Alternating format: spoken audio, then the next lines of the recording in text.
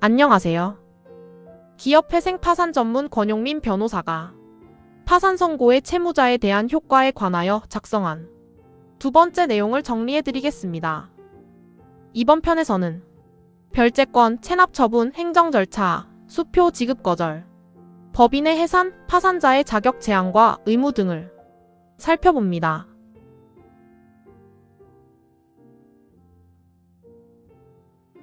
먼저 담보권자의 별채권입니다.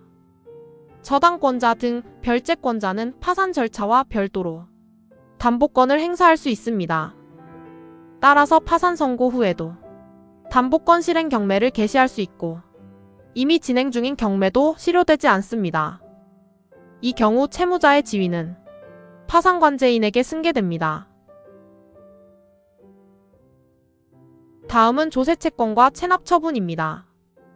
파산 선고 전에 파산재단 소속 재산에 대해 이루어진 체납처분은 파산 선고로 영향을 받지 않고 그대로 속행됩니다. 이는 회생 절차에서 체납처분이 중지되는 경우와 다릅니다. 즉 파산에서는 선행한 체납처분의 속행이 인정됩니다. 그 이유는 조세채권이 재단채권으로 취급되고 공익성과 수시 변제의 필요성이 크기 때문입니다. 따라서 파산 선고 전에 착수한 체납처분은 환가 대금에서 우선 변제를 받을 수 있습니다. 다만 파산 선고 후에는 새로운 체납처분을 할 수 없습니다. 다음은 행정 절차의 중단입니다. 파산재단 소속 재산에 관하여 파산 선고 당시 행정청의 사건이 계속 중이면 그 절차는 중단됩니다.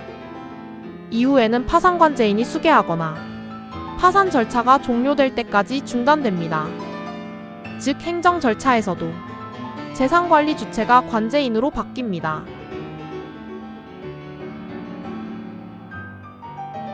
여기에는 행정처분 불복 신청, 행정심판, 특허심판, 노동위원회 계속사건, 토지수용위원회 재결에 대한 불복 절차 등이 포함됩니다.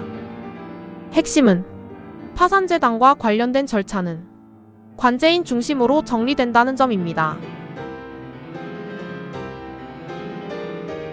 다음은 수표의 지급 거절입니다. 파산 선고가 있으면 파산자의 개별적 채무 이행은 제한됩니다. 따라서 은행은 파산자 발행 수표에 대하여 예금 유무와 관계없이 파산 선고를 이유로 지급을 거절하여야 합니다. 이는 법에 따른 지급 제한입니다. 따라서 은행이 파산 선고를 이유로 수표 지급을 거절한 경우 그 수표 발행 행위가 곧바로 부정수표 단속법 위반이 되는 것은 아닙니다. 즉 파산의 효과는 어음수표 관계에도 미칩니다. 다음은 법인의 해산입니다. 민법상 법인, 상법상 회사, 그리고 여러 특별법상 법인은 파산 선고에 의해 해산합니다. 다만 해산하여도 곧바로 권리 능력이 완전히 소멸하는 것은 아니고 법인은 파산의 목적 범위 안에서 존속합니다. 이와 관련하여 파산법인의 권한도 구별해야 합니다. 재산에 관한 권한은 파산관제인에게 이전됩니다. 그러나 조직법적 활동 등 비재산적 사항까지 모두 넘어가는 것은 아닙니다. 따라서 그 권한은 여전히 법인 또는 대표자에게 남습니다.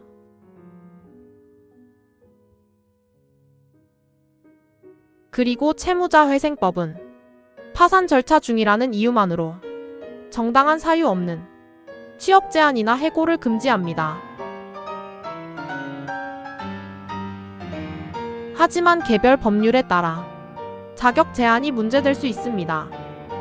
개별 법률에 따르면 특히 공무원, 군인, 변호사, 변리사, 공인회계사, 공인노무사 등은 자격 제한이 문제될 수 있습니다. 이 제한은 면책이나 복권으로 해소됩니다. 다만 의료인은 예외적입니다. 의료인은 파산 선고를 받아도 자격을 상실하지는 않습니다.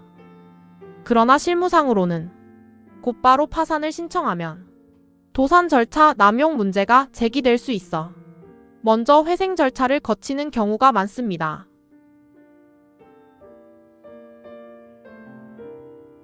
다음은 사법상 사회적 자격 제한입니다. 파산자는 후견인 유언집행자, 신탁법상 수탁자처럼 타인의 재산이나 법률 관계를 맡는 지위에 제한을 받을 수 있습니다.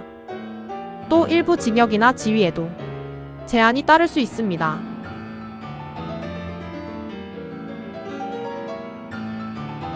그러나 파산자는 권리 능력, 행위 능력, 소송 능력을 상실하지는 않습니다. 또 선거권과 피선거권도 유지됩니다. 즉 파산 선고가 모든 법적 지위를 박탈하는 것은 아닙니다. 마지막으로 파산자의 절차상 의무와 제한입니다. 파산자는 파산관제인 감사위원, 채권자 집회의 요구가 있으면 필요한 설명을 해야 합니다. 또 법원은 필요하면 채무자의 구인을 명할 수 있고 파산관제인은 채무자의 우편물이나 전보를 열람할 수 있습니다. 이번 편에서는 첫 번째 편에 이어 파산 선고에 따른 주요 재산상, 신분상 효과를 이어서 살펴보았습니다. 지금까지 기업회생 파산 전문 권용민 변호사가 작성한 파산 선고의 채무자에 대한 효과에 관한 두 번째 내용을 소개해드렸습니다. 좋은 하루 보내세요.